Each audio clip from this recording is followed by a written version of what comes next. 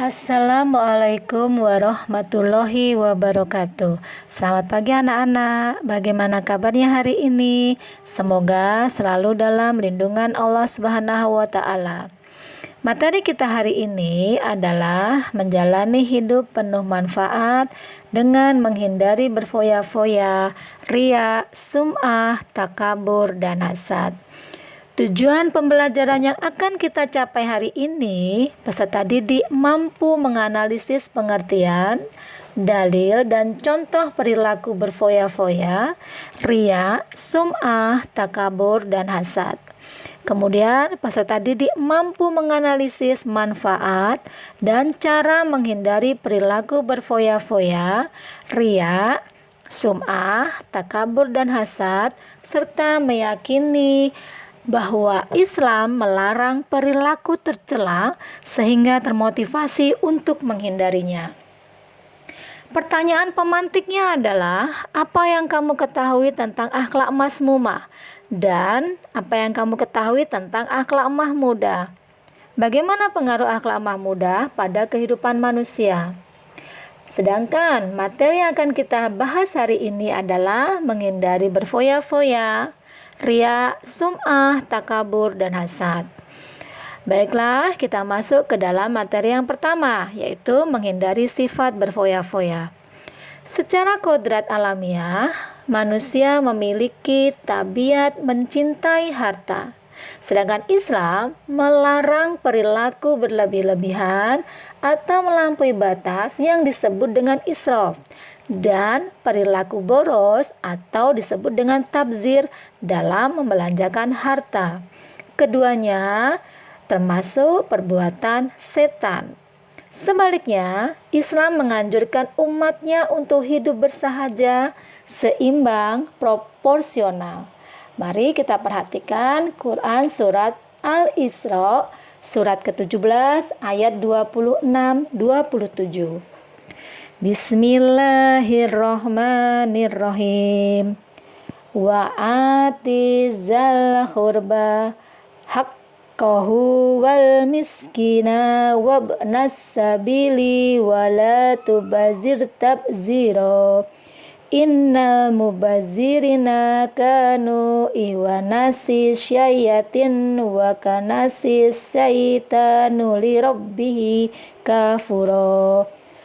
Yang artinya, dan berikanlah haknya kepada kerabat dekat, juga kepada orang miskin dan orang yang dalam perjalanan, dan janganlah kamu menghambur-hamburkan hartamu secara boros. Sesungguhnya orang-orang yang pemboros itu adalah saudara setan, dan setan itu sangat ingkar kepada Tuhannya. Quran surat Al-Isra surat 17 ayat 26-27. Materi yang kedua, menghindari sifat riya dan sum'ah. Secara bahasa, sum'ah berarti memperdengarkan. Sedangkan secara istilah, sum'ah yaitu memberitahukan atau memperdengarkan amal ibadah yang dilakukannya kepada orang lain agar dirinya mendapat pujian atau sanjungan. Sedangkan riya secara bahasa berarti menampakkan atau memperlihatkan. Secara istilah, riya yaitu melakukan ibadah dengan niat supaya mendapat pujian atau penghargaan dari orang lain. Riya dibagi menjadi dua tingkatan, yaitu riya kholis dan riya syirik. Riya kholis pengertiannya yaitu melakukan ibadah hanya untuk mendapatkan pujian dari manusia semata.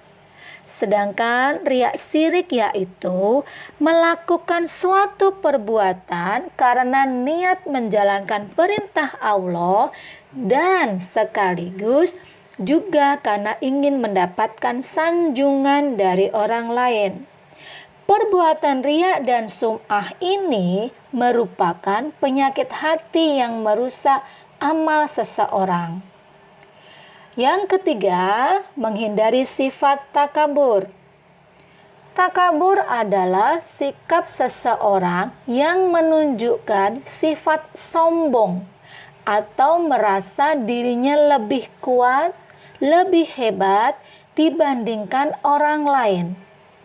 Orang takabur selalu meremehkan dan merendahkan orang lain, tidak mengakui kehebatan dan keberhasilan orang lain, serta menolak kebenaran. Pendapat orang lain dianggapnya tidak ada gunanya, dan dia tidak mau menerima saran dari orang lain. Sifat takabur termasuk penyakit hati yang sangat dibenci oleh Allah Subhanahu wa Ta'ala, karena membuat seseorang ingin terus-menerus menunjukkan kehebatan dirinya di hadapan orang lain. Seperti yang tercantum ke dalam firman Allah, Quran surat Al-A'raf, surat ke-7 ayat 40. Bismillahirrahmanirrahim. Innallazina kazzabu biayatina wastakbaru anha la tufattahu lahum abwabus samai wala yadkhulunal jannata hatta yalijal jamalu fi sammil khiyat wa kazalika najzil mujrimin, yang artinya sesungguhnya orang-orang yang mendustakan ayat-ayat kami dan menyombongkan diri terhadapnya, tidak akan dibukakan pintu-pintu langit bagi mereka, dan mereka tidak akan masuk surga sebelum unta masuk ke dalam lubang jarum. Demikianlah kami memberi balasan kepada orang-orang yang berbuat jahat. Quran surat Al-A'raf surat ke-7 ayat 40. Yang keempat, menghindari sifat hasad. Pengertian hasad adalah sifat seseorang yang merasa tidak senang terhadap kebahagiaan orang lain karena memperoleh suatu nikmat dan berusaha menghilangkan nikmat tersebut. Sifat ini muncul pada diri seseorang dikarenakan adanya rasa benci, rasa iri, rasa dengki terhadap segala sesuatu yang dimiliki oleh orang lain, baik berupa harta benda ataupun jabatan. Jadi, orang yang memiliki sifat hasad, dia merasa tidak senang akan kenikmatan yang diterima oleh orang lain. Menurut Imam Ghazali, ada 3 jenis hasad yang membahayakan manusia, yaitu yang pertama, mengharapkan hilangnya kenikmatan yang dimiliki orang lain. Yang kedua, mengharapkan hilangnya kebahagiaan orang lain. Yang ketiga, merasa tidak ridho terhadap nikmat yang diberikan oleh Allah Subhanahu wa Ta'ala kepada orang lain.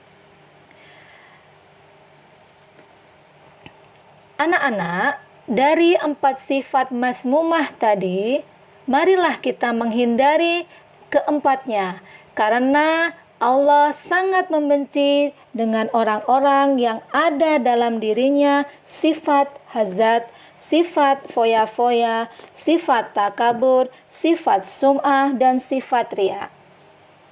Marilah kita selalu beristiqomah menjalankan semua perintah Allah dan menghindari semua larangan Allah. Terima kasih. Semoga apa yang Ibu sampaikan hari ini bermanfaat untuk kita semua. Wassalamualaikum warahmatullahi wabarakatuh.